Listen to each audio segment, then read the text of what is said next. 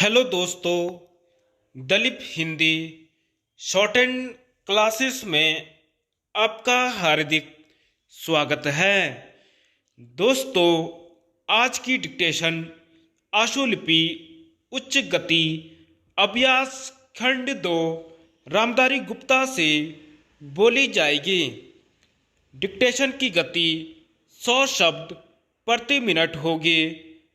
Dictation start करते हैं 5 second बाद।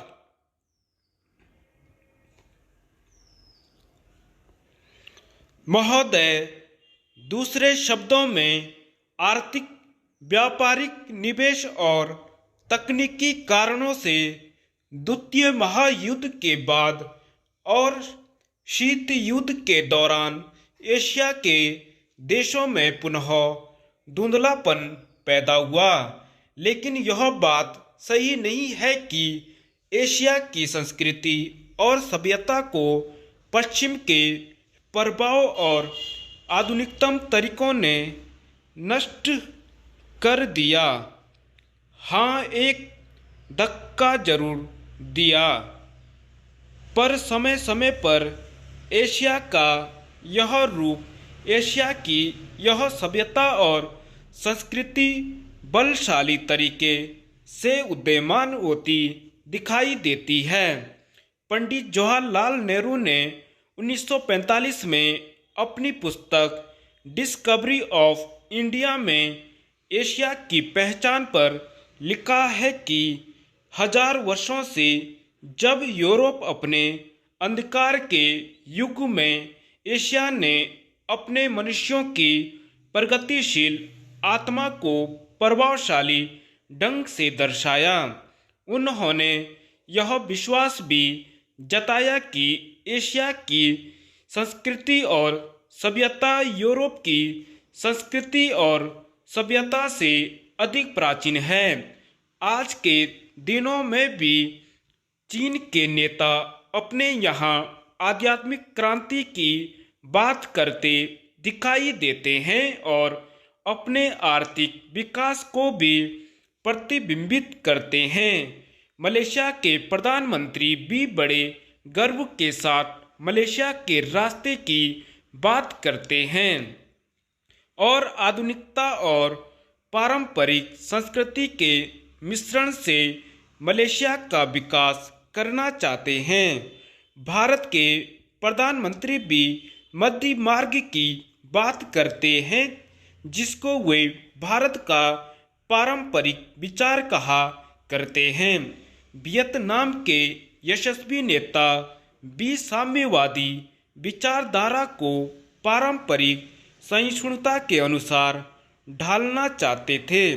एशिया के इन सब नेताओं की समय समय पर की गई घोषणाओं का वर्तमान संदर्भों में पूरा अर्थ लिया जाना चाहिए, जो एशिया की पहचान को नए सिरे से बनाने में सहायक सिद्ध हो रहा है।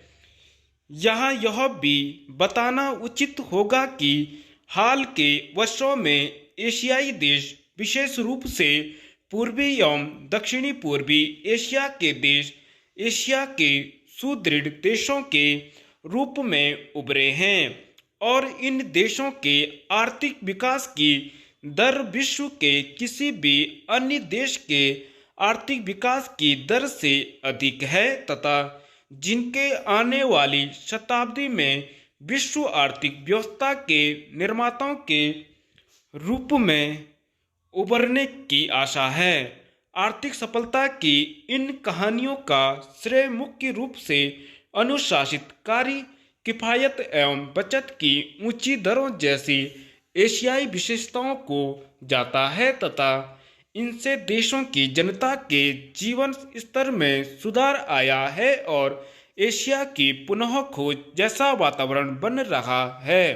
एशिया के देशों में अब आपसी भाईचारे की भावना उभर रही है और इससे ये देश परस्पर निर्भर हो रहे हैं तथा शीत युद्ध के प्रभाव से मुक्त होते जा रहे हैं।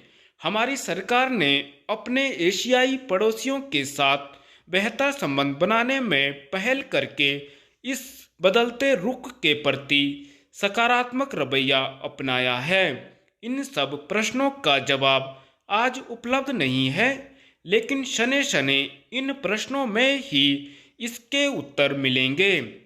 एशिया अपने इन प्रश्नों के उत्तर में एक नए एशिया को जन्म देगा और अपनी एक नई पहचान बनाएगा। यूरोप और अमेरिका के आधुनिक औद्योगिक विकास में फर्क नजर आता है। धन्यवाद।